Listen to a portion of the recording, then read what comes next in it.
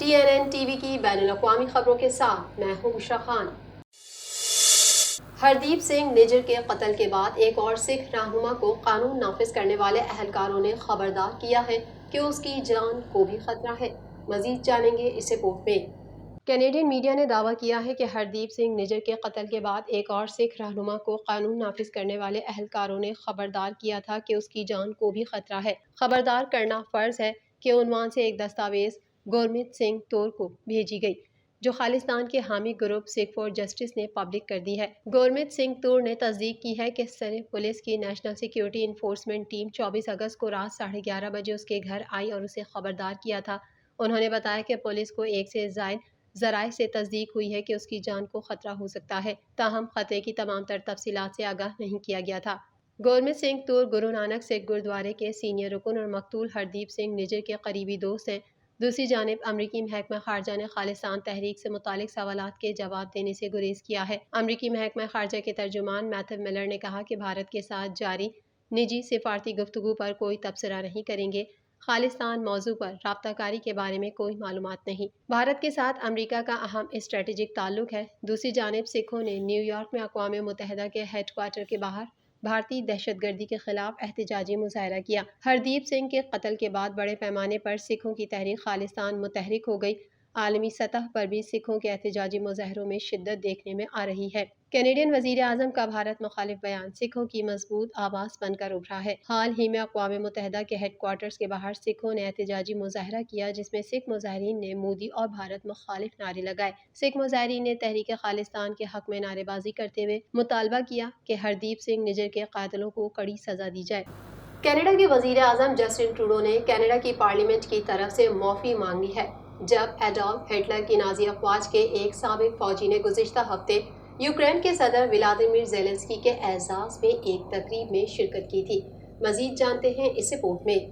Canada के वज़ीर आज़म Justin Trudeau ने कनाडा की पार्लियामेंट की तरफ से माफ़ी मांग ली है, जब एडोल्फ हिटलर की नाज़ी अफ़वाज के एक साबिक़ फ़ौजी ने गुज़िश्ता हफ्ते यूक्रेन के सदर व्लादिमीर ज़ेलेंस्की के एज़ाज़ में एक तकरीब में शिरकत की थी। ट्रूडो ने सहाफ़ियों को एक मुख्तसर बयान में कहा, यह एक ऐसी गलती थी जिसने पार्लियामेंट और कनाडा को शदीद शर्मिंदा किया है। हम सब जो जुमे को इस ऐवान में मौजूद थे, खड़े होकर तालियां बजाने पर अफसोस का इजहार करते हैं, हालांकि हम सियाक़ व सबाक़ से बेखबर थे। यह हॉलोकॉस्ट में हलाक होने वाले लाखों लोगों की याद की एक हवलनाक खिलाफ वर्जी थी। उन्होंने कहा कि साबिक़ फ़ौजी यारोस्लाव हनका का जश्न यहूदी लोगों, पोल्स, रोमा, LGBT के लिए गहरी बहुत तकलीफदेह था। कम्युनिटी और ख़ास तौर पर दूसरे नस्ली लोग, कुछ गिरोह जिन्हें दूसरी जंग अज़ीम में नाज़ी हुकूमत ने निशाना बनाया था। ट्रूडो ने यह भी कहा कि ज़ेलेंस्की को शामिल करने पर कनाडा को बहुत अफसोस है, जिसकी तस्वीर में हंका की तारीफ की गई थी, एक ऐसी तस्वीर जिसका रूसी प्रोपेगेंडा करने वालों ने इस्तेहसाल किया है। ट्रूडो ने मजीद कहा कि कनाडा ने सिफारती ज़राए से ज़ेलेंस्की और यूक्राइनी वफ़द को माफ़ीनामा भेजा है। लिबरल कॉकस के ज़राए ने बताया कि ट्रूडो ने बुध के रोज़ मेंबरान पार्लियामेंट से कहा कि वह हंका की दावत और उसके नतीजे में होने वाले नताइज के बारे में प्रेस से बात करने से गुरेज करें, और ये कि अगर वो खामोश रहे तो मीडिया का जुनून ख़त्म हो जाएगा। ट्रूडो का ये रिमार्क्स उस वक्त सामने आया जब कंजर्वेटिव लीडर पियर पॉलिवर ने कहा कि हंका को ज़ेलेंस्की के पार्लियामेंट से तारीख़ी खिताब में शिरकत के लिए मदऊ करना मुल्क की तारीख़ की सबसे बड़ी वाहिद सिफारती शर्मिंदगी है। हंका पहले यूक्राइनी डिवीज़न का हिस्सा थे, जिसे वेफन SS गैलिशिया डिवीज़न या SS-14 वेफन डिवीज़न भी कहा जाता है, एक रज़ाकाराना यूनिट जो हिटलर की अफवाज का हिस्सा थी। कैनेडियन सूबा ओंटारियो के तवानाई के वज़ीर टॉड स्मिथ का कहना है कि ऐसा कोई तरीका नहीं है कि सूबा जौहरी पैदावार में तोसी किए बगैर बिजली की पैदावार को काफ़ी हद तक बढ़ा सके। मज़ीद जान लेते हैं इस रिपोर्ट में। अगले 25 सालों में पूरे कनाडा में बिजली की तलब दुगनी होने की पेशगोई की गई है, और ओंटारियो सूबे के प्रीमियर डग फोर्ड की हुकूमत की तरफ से तमाम इशारे ये बताते हैं कि जौहरी तवानाई सूबे की इजाफी बिजली की ज़रूरियात का सबसे बड़ा हिस्सा फराहम करेगी। इस मांग को आगे बढ़ाने वाले अहम अवामिल में ऑटो सेक्टर की इलेक्ट्रिक गाड़ियों की तरफ मुंतकली और कार्बन के अखराज को कम करने के लिए सनतों का दबाव शामिल है। इससे ओंटारियो के लिए इस बात का इम्कान पैदा होता है कि कनाडा की जौहरी तवानाई की अब तक की सबसे बड़ी तोसी क्या होगी, एक कई दहाइयों पर मुश्तमिल तामीराती मंसूबा जिसकी लागत बिल आखिर सैकड़ों बिलियन डॉलर तक पहुंच सकती है। सूबाई हुकूमत ने ऐलान किया कि वो ब्रूस पावर की पैदावार को तकरीबन दोगुना करना चाहते हैं। جو پہلے ہی دنیا کا سب سے بڑا جوہری پیداواری اسٹیشن ہے۔ صوبے نے ڈارلنگٹن میں پہلے سے کام کرنے والے ایک میں 3 مزید چھوٹے ماڈیولر ری ایکٹر شامل کرنے کے منصوبے کی نقاب کشائی کی، جو مل کر 1.2 ملین گھروں کو بجلی فراہم کرنے کے لیے کافی بجلی فراہم کریں گے۔ آنٹیریو پاور جنریشن نے کینیڈا میں سب سے پرانے آپریٹنگ نیوکلیئر پاور پلانٹ پکرنگ کی تجدید کاری سے متعلق ایک فیزیبلٹی اسٹڈی وزیر توانائی کو پیش کی۔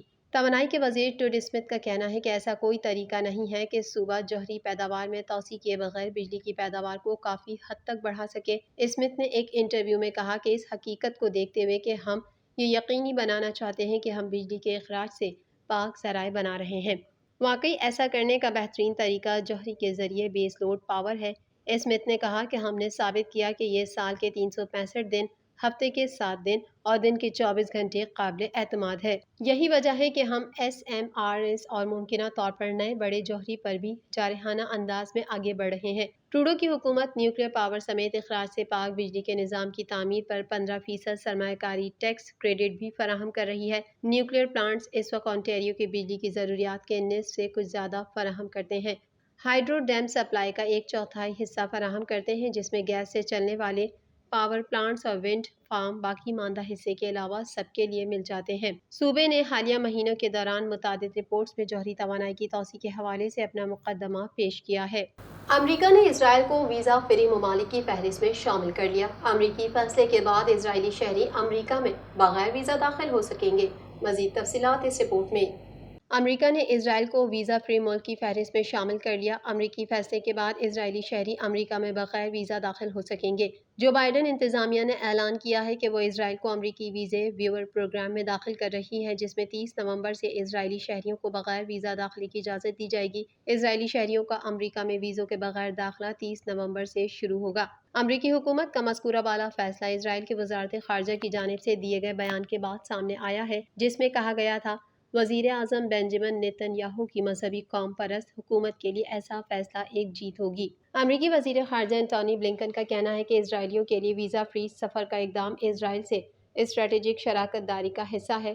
انہوں نے کہا، اس اقدام کے نتیجے میں امریکیوں کو، خصوصاً فلسطینی علاقوں میں رہنے والے امریکی شہریوں کو اسرائیل میں آزادانہ نقل و حرکت کا موقع ملے گا۔ امریکی حکام کا مزید کہنا تھا کہ مغربی کنارے اور امریکہ میں رہنے والے فلسطینی نژاد امریکی اب اسرائیل میں ویزے کے بغیر داخل ہونے اور بین گوریون ہوائی اڈے کے اندر اور باہر پرواز کرنے کی اہلیت رکھتے ہیں، جس سے ان امریکیوں کے لیے سفر کی راہ میں حائل رکاوٹیں کم ہو جاتی ہیں۔ اسرائیلی وزیر اعظم بنیامین نیتن یاہو نے امریکی فیصلے کا خیر مقدم کرتے ہوئے صدر بائیڈن کا شکریہ ادا کیا اور کہا، امریکی اقدام سے دونوں ملکوں کے تعلقات مزید مضبوط ہوں گے۔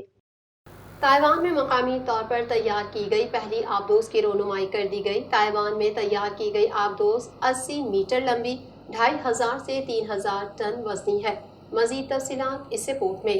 تائیوان میں مقامی طور پر تیار کی گئی پہلی آبدوز کی رونمائی کر دی گئی۔ رپورٹ میں بتایا گیا ہے کہ یہ تائیوان کے لیے ایک اہم قدم ہے، جس کا مقصد چینی بحریہ کے خلاف جزیرے کے دفاع کو مضبوط بنانا ہے۔ اس آبدوز میں امریکی دفاعی کمپنی لاک ہیڈ مارٹن سے حاصل کردہ جنگی نظام اور ہیوی ویٹ ٹارپیڈو نصب ہے۔ بین الاقوامی میڈیا کی رپورٹ کے مطابق تائیوان میں تیار کی گئی آبدوز 80 میٹر لمبی، 2500 سے 3000 ٹن وزنی ہے۔ رپورٹ کے مطابق 2024 کے آخر تک بحریہ کو ترسیل کیے جانے سے پہلے اگلے ماہ سمندر میں اس آبدوز کو کچھ تجرباتی مراحل سے گزارا جائے گا، جبکہ اس کا سروس میں باقاعدہ استعمال 2025 سے کیا جائے گا۔ TNN TV کے نیوز بلیٹن میں فی الحال اتنا ہی۔ مزید خبروں اور اپڈیٹس کے لیے دیکھتے رہیے TNN TV۔